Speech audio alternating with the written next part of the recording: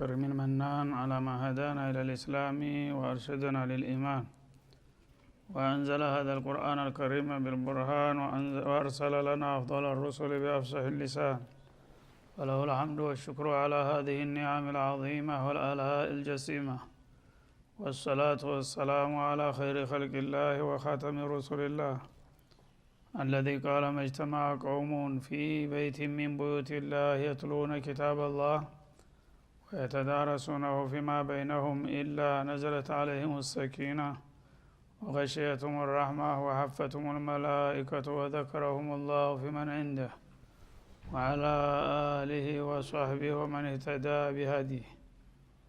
وبعد، فقد وقفنا في درس أمس عند قوله جل وعلا من سورة الأنعام: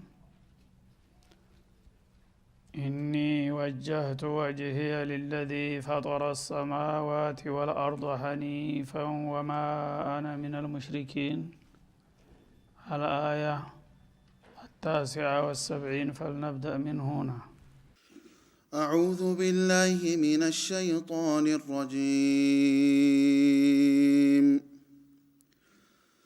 إني وجهت وجهي للذي فطر السماوات والأرض حنيفا وما أنا من المشركين. وحاجه قومه قال أتحاجوني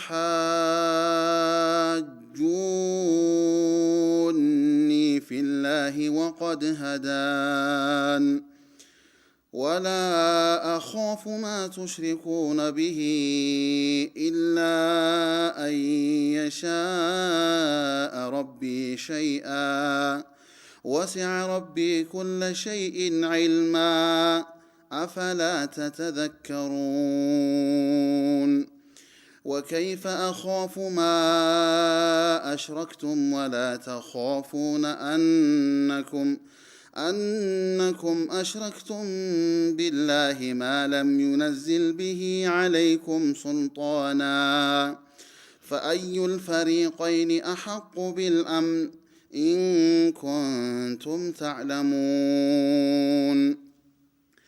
الذين آمنوا ولم يلبسوا إيمانهم بظلم أولئك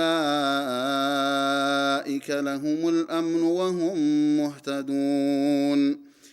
وتلك حجتنا آتيناها إبراهيم على قومه نرفع درجات من نشاء إن ربك حكيم عليم.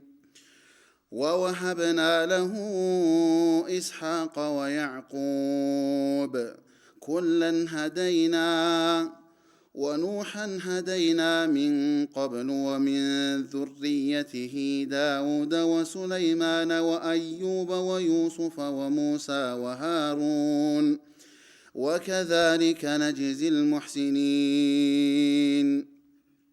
وزكريا ويحيى وعيسى وإلياس كل من الصالحين وإسماعيل واليسع ويونس ولوطا وكلا فضلنا على العالمين.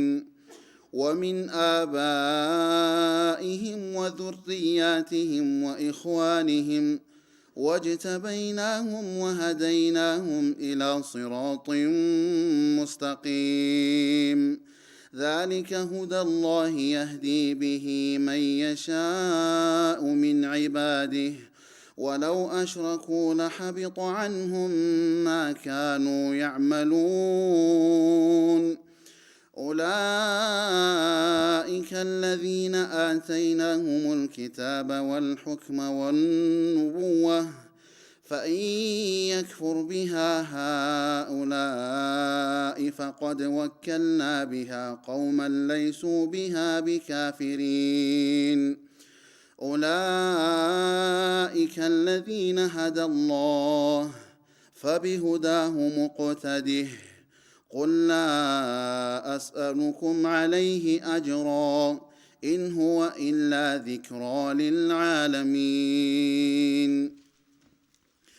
وما قدروا الله حق قدره إذ قالوا ما أنزل الله على بشر من شيء قل من أنزل الكتاب الذي جاء به موسى نورا وهدى للناس تجعلونه قراطيس تبدونها وتخفون كثيرا وعلمتم ما لم تعلموا أنتم ولا آباؤكم قل الله ثم ذرهم في خوضهم يلعبون وهذا كتاب أنزلناه مبارك مصدق الذي بين يديه ولتنذر أم القرى ومن حولها والذين يؤمنون بالآخرة يؤمنون به وهم على صلاتهم يحافظون ومن أظلم ممن افترى على الله كذبا أو قال أوحي إلي ولم يوحى إليه شيء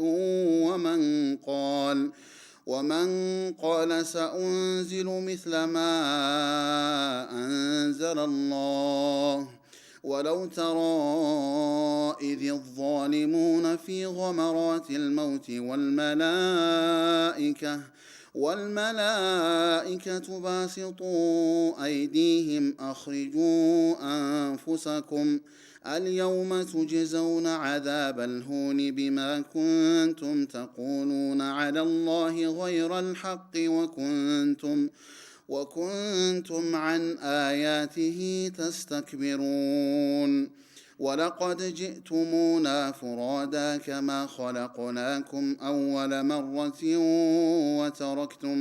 وتركتم ما خولناكم وراء ظهوركم وما نرى معكم شفعاءكم الذين زعمتم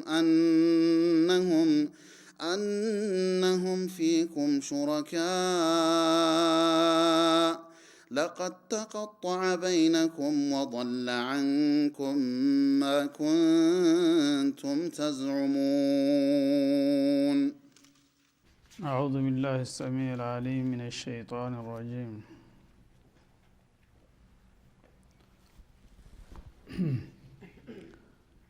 በትናንትናው ዕለት የቆምነው ስለ ነቢዩላህ ኢብራሂምና ስለ ህዝቦቻቸው በመካከላቸው ስለነበረው ክርክርና ውዝግብ በማውሳት ላይ ያለን ነበር።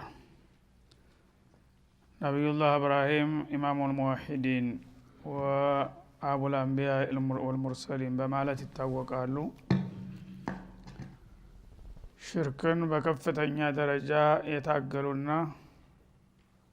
ከሳቸው በኋላ ለሚመጡ አንቢያ እና ሙርሰል ሁሉ አርአያና ምሳሌ የሆኑ ታላቅ የአላህ ወዳጅ ናቸው። በጊዜው የተፈጠሩት ካልተጠበቀ ቦታ ነበረ። መራኪዘ ሽርክ ከሆነው የገዛ አባታቸው የጣዖትን የሚያከፋፍል ከነበረበት ቦታ ላይ አንስቶ አላህ ለዓለም ሙወሂዶች ቁንጮ አደረጋቸው። ስለዚህ ህዝቦቻቸውን ሙናቀሻ እንዴት እንደጀመሩ ከቤት ከአባታቸው ከዛም ከጎረቤትና ከወገኖቻቸው ባደረጉት ፍልሚያ በመጨረሻ ከትውልድ ሀገራቸው ተባረው ወደ ፍልስጤም እንደሄዱና እዛ እንደቀናቸው እንደተሳካላቸው ነው የሚገልጸው።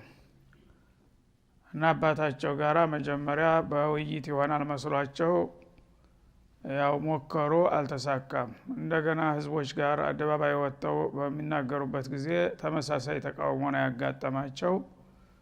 ሰዎችን ለማሳመን የተለያዩ ምሳሌዎችንና ስልቶችን ቀይሰው ያደርጉም በጣም የተወሰኑ ግለሰቦች ካልሆኑ በስተቀር ብዙ ተቀባይ አላገኙም። በመጨረሻ ሰዎቹ እንደማይበገሩ ሲሰማቸው ሌላ አማራጭ መፈለግ አለብኝ ብለው የወደፊት ኺጣቸውን ይፋ አደረጉ ማለት ነው። ኢኒ ወጀህቱ ወጅሂየ ሊለዚ ፈጠረ السماوات والارض። እንግዲህ እናንተ ወገኖቼ ተሽርክ ወጣችሁ በተውሂድ ጎዳና እንድትጓዙና እንድትድኑ የምችለውን ጥረት አደረኩኝ። እምቢ ካላችሁና ማትቀበሉኝ ከሆናችሁ እኔ ካሁን በኋላ ወደ ኋላ መለስ አይደለሁም። ፊቴን ሰማያትና ምድር ወደ ፈጠረው ጌታዬ አዙሬያለሁ። ካሁን በኋላ ከሱ ጀርባ የምዞርበት ምክንያት የለም። በዚህ በጀመርኩት አላማ እስከ መጨረሻው ቀጥልበታለሁ ማለታቸው ነው። እና ፊቴን አዙሬያለሁ ወደ ፈጣሪ ጌታዬ ማለት ሙሉ በሙሉ ለሱ ታማኝና አገልጋይ ሆኜ ተሰልፌያለሁኝ። እናንተ አልተቀበላችሁኝም፣ ይሄ ነገር አላዋጣኝም፣ ከሀገር ከወገን ተጣልቼ ብዬ የማመነታና ወደ ኋላ የምቀለበስ አይደለሁም። ለገባሁለት ጌታ ቀጥ ብዬ እስከ መጨረሻው ቀጥልበታለሁ አሉ ማለት ነው። ይሄ ቆራጥ አቋማቸው ነው ታላቅ ያደረጋቸው። ሰው ብዙ ጊዜ አንድ አላማ ይዞ ሲነሳ አጃቢና ጨብጫቢ ካገኘ ፈሪም ቢሆን ይቀጥልበታል። ተቃዋሚ እየበዛና እያለ ከሄደ ደግሞ እንደዚሁ እስከመቼ ነው ይልና እንደገና ይቀለበሳል። ከሰው ጋር ለመስማማት አላማውን ይገለብጣል ማለት ነው። ይሄ የሙወሂዶች ባህሪ ሊሆን አይገባም።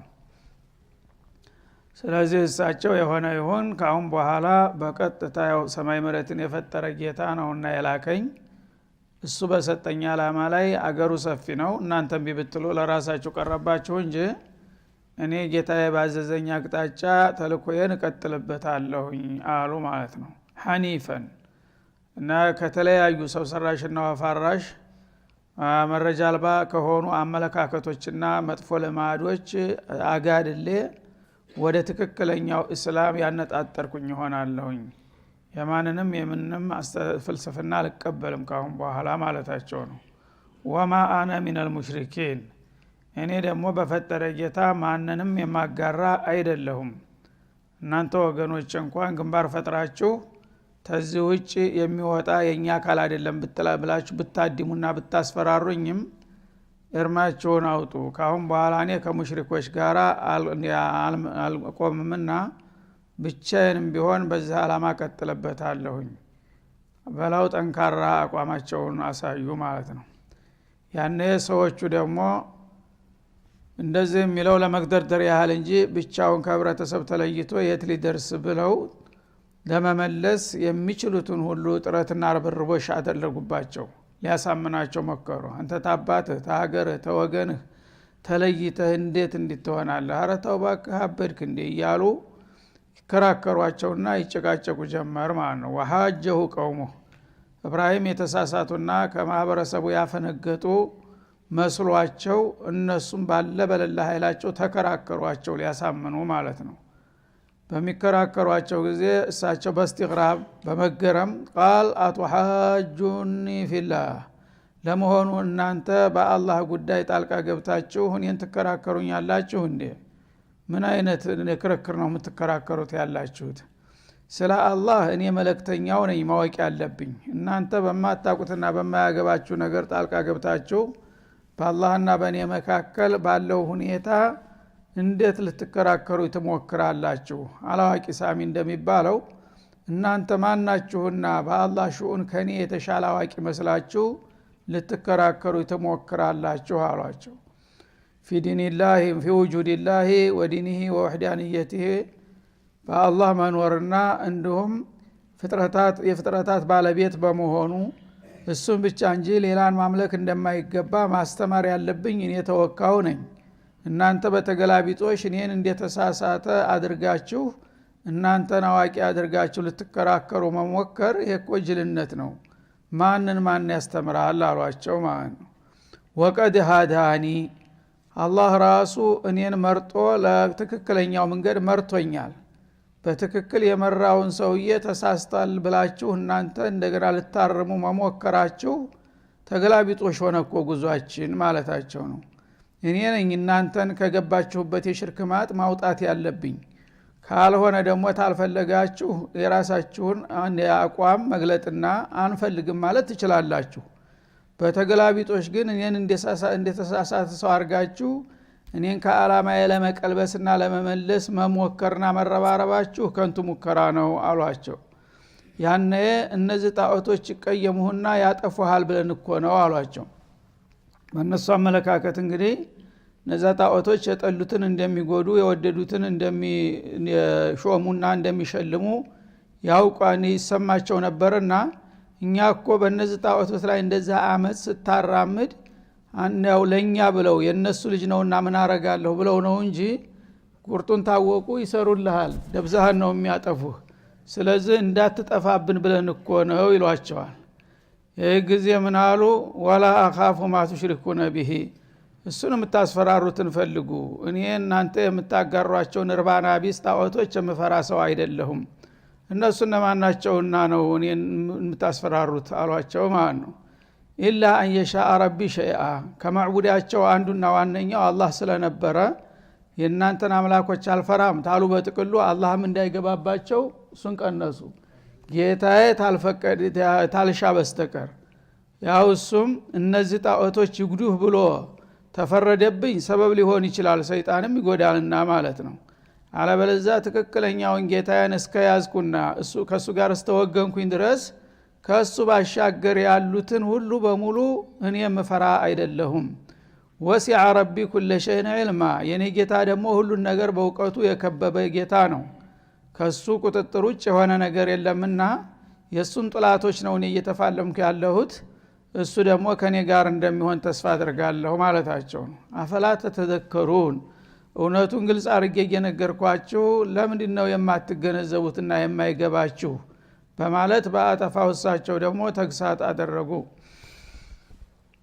እና ሁሉም ባመነበት እንግዲህ ሽንጡን ገትሮ መከራከር ይቀጥላል ማለት ነው በዚህ መልክ እንግዲህ ሰውየው በክርክር እንደማይበገር ሲገባቸው ያው ወደ ጉልበት በመሄድ እንደገና ያው እንጨት ሰብስበው ለማቃጠል ሞከሩ ማለት ነው ሰው ትግሉ እየቀጠለ ሄደ እሳቸውም በቃል ከማውገዝና ተመኮነን አልፈው አጋጣሚውን ተጠቅመው ጣዖቶችን በመጥረቢያ ፈላልጠው ጣሉ ያኔ ደግሞ እነሱ ለአምላኮቻቸው ለመበቀል ሲሉ አህሪቁህ ፈቅቱሉሁ አው ሐርቁህ በሚል አዋጅ አወጡና ወዳውኑ አገር ምድር እንጨትን ሰብስቦና አከማይቶ ጋማ ለቀቀና እሳቸውን እጅ ተግር ጠፍንገው አስረው ወረወሯቸው ማለት ነው ያ ሰዓት ግን እንደተጠበቀው አላቃጠለም የአላህን ወዳጅ ለሳምንት በላይ ነው የጋማው ይባላል ሌት ተቀን ጋራ ተራራ የሚያህል እንጨት ነበርና እዛ መካከል እሳቸው እየሰገዱ ጌታቸውን እየጸለዩ ልክ እንደ ጨፍ የሆነላቸው ኩኒ በርደው ወሰላምን አላ ኢብራሂም ስላለ ባለቤቱ ማለት ነው ያኔ ይህንን ያየ የሰው ልጅ ድርቅና በጣም ያስገርማል ያን ሁሉ ጋራ ተራራ የመሰለ እሳት የእንጨት እሳት አጋኝቶ በዛ መካከል አንድ ሰው በጤና በሰላም ቁጭ ብሎ እየሰገደ መገኘት ተይበላይ ታምር አልነበረም ይሄንን አይተው መቀበል ሲጠበቅባቸው እነሱ ግን በዛው በአቋማቸው ገረሩ ከዛ በኋላ ኢኒ ሙሃጅሩን ኢላ ረቢ አሉ የመጨረሻ ተስፋ ቆረጡ ይሄን ጉድና ታምር አይተው የማይመለሱ ሰዎች ጋራ ያምኑልኛል ብዬ መንገታገት ጊዜ ማባከን ነው ካሁን በኋላ አማራጭ መፈለግ አለብኝ አላህ ሂዳያ ከተበላቸው ሰዎች ሊኖሩ ይችላሉና በጎረቤት ሀገር ወደዛ ሀጀል ሞክር እንጂ ከነዚህ ሰዎች እንግዲህ ምንም የሚጠበቅ ነገር የለም አሉና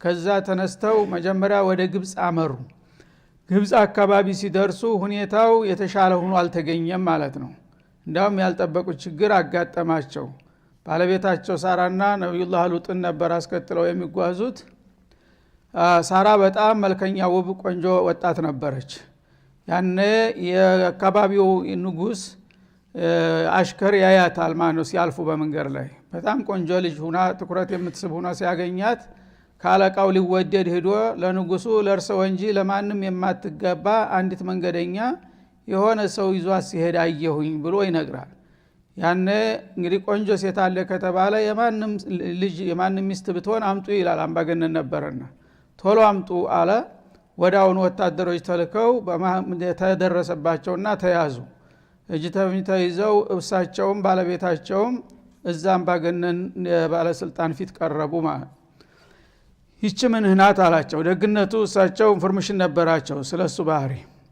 እና ዱብዳ አልሆነባቸውም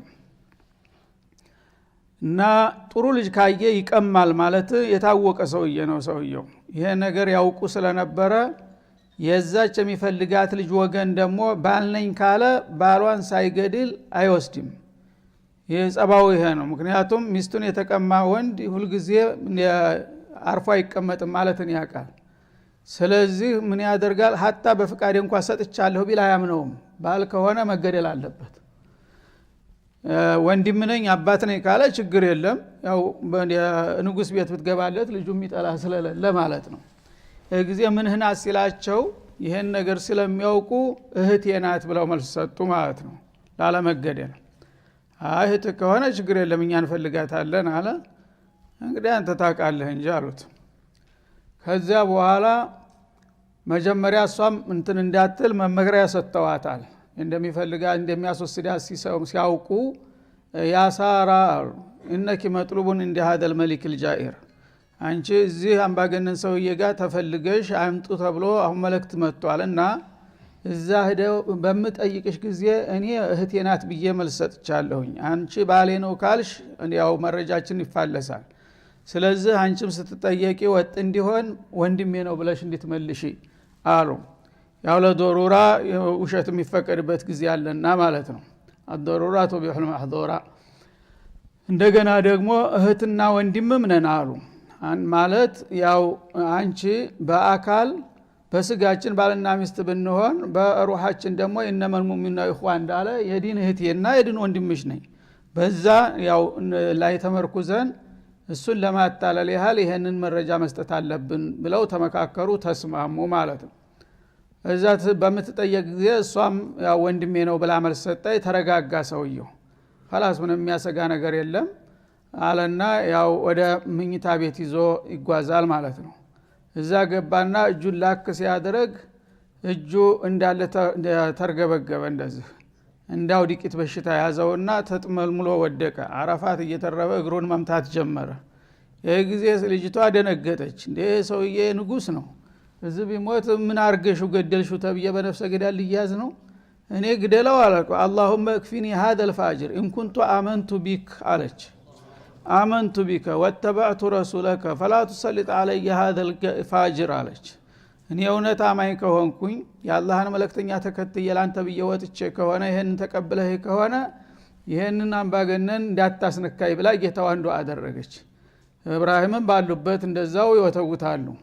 ያኔ ወዳጆቹን ዱዓ በመቀበል ወዳውኑ እርምጃ ወስዶ ሰውየው እንዳውዲቅ በሽታ ይዞት ወድቆ መንደፋደፍ ጀመረ ማለት ነው። አረፋት ያንኳረፈ ይጮህ ጀመር እንደታረደ ፍየል። ያ ደነገጠችና እኔ እኮ ግደለው አላልኩም እኔን እንዳይነካ ብቻ ከልክለው ነው ያልኩ ብላ እንደገና እንዳይሞት ዱዓ አደረገች። ተሻለው። በሚሻለውና ነፍሱን በሚገዛ ጊዜ አላስቻለውም። በጣም መልከኛ ስለነበረች አሁንም መሞከር አለብኝ አለና መጀመሪያ ተማጸናት። እኔ እኮ ላንቺም ይሻልሻል አንዲ ዝም ብሎ ማራሪ ደሃ ጋራ ተምትንከራተች በረሃ ለበረሃ ቤተ መንግስት ብትቀመጭ አይሻልሽም ምናምን ብሎ ሰበካትና ያው ግደለም ይቅርታ አድርግልኝ አንቺ የሆነ አተት ያለብሽ መሰለኝ ወቃቢሽ ተጣልቶኝ ነው ይቅርታ አድርግልኝ ለአንቺ ብዬ ነው ምናምን ብሎ ሰበካት። አይ ግደለም የሰበካውን እንኳን ተዋለችና እንደገና እጁን ላክ ሲያረግ መልሶ ደግሞ ደበለለው ማለት ነው። እንደዛው ተንደፋደፈ እንደታረደ ዶሮ። አሁንም እንደገና ተማጸነች እንዳይሞት ይሄ ሰው እያለች መልሶ ተሻለው። አሁንም መልሶ አላስቻለውም። ቃል እየገባ ነበር ደግሜ እኔ ያልነካሽም ብቻ ተይኝ ይላታል። አሁንም በሶስተኛው ሞከራ አልተሳካም ማለት ነው። ከዛ በኋላ ተስፋ ቆረጠ። ያን ሊሾምና ሊሸለም ሊወደድ ያመጣውን ወታደር አስጠራና አንተ ሰይጣን ነህ ይዘህ የምትመጣው እንደለኔ የታባክንስ ብሎስን በልታነሳበት ወስደ ወሩር ወደ ሱብሃንአላህ አላህ ነገር አዛ ግን እስታሁን እሷ እየጸለየለት እንደሚድን ደግሞ አውቃል። ተሄደይ በኋላ ይሄ በሽታ ከተነሳበት ምን ይበቃዋል? መለማመጥ አለበት። ቂማን እንድታነሳለት አህደመ ወሊዳ አገልጋይ ቆንጆ ልጅ ነበረችው ይቺ ላንቺ አገልጋይ ትሁንሽና ይቅርታ አድርግልኝ ከልብሽ ብሎ ተለማመጠ። ገረድ አገኘች ማለት ነው። እሷን ያው ሀጀሩ የእስማኤልን እናት የምትሆነውን ተሸልማ ሳትነካ በሰላም ወደ ባለቤቷ ተመለሰች። በምትመጣ ጊዜ በጣም ገርሟትና ተደስታ ጌታ የሰጣትን ድጋፍና እንክብካቤ ያ ኢብራሂም ያ ኸሊል الرحማን አሻዓርተ አን الله ከበተ الካፊር አለች። እና ይሄ ሰውዬ እንዳሰበው አልተሳካለትም። እኔ ዱዓ አደረኩኝ ጌታዬ ደግሞ ወዲያው ሰምቶኝ እሱን ኮደኮደው እኮ አለች። ለቀድ ዓሊምት አላት። ነግሮኛል ጌታ አውቃለሁኝ አሉ እሳቸው። ሸክ እንዳይገባባቸው አላስነካብህም ብሏቸዋል እሳቸው ነው። ከዛ በኋላ ይሄማ የከፋ አካባቢ ነውና እዛ አካባቢ መልከስከስ የለብንም ብለው እንደገና አቅጣጫቸውን ቀየሩና ወደ ፍልስጤም አመሩ ማለት ነው። ፍልስጤም ገቡ። እዛ አላህ የባረካቸው ሰዎች ተገኙና በደስታ ተቀበሏቸው፣ ተባበሯቸው፣ አመኑላቸው። ከዛ የተደላደለ ኑሯቸውን ጀመሩ። ይሄ እንግዲህ ለተውሂድ ብለው የከፈሉት ዋጋ ነው ማለት ነው ኢብራሂም። በዚህ ምክንያት ኢብራሂም እንዴት እንደጀመሩ ምን እንዳጋጠማቸው ባጭሩ ልጥቀስላችሁ በማለት ቀጣዮቹን ትውልዶች የሳቸውን ምሳሌና ራዕይ እንዲከተሉ በዚህ መልክ የገለጸው። በተለያዩ መልክ ያወጥም ባይሆን ታሪኮቹን ይጠቃቅሳቸዋል በሌሎችም ስራ ማለት ነው።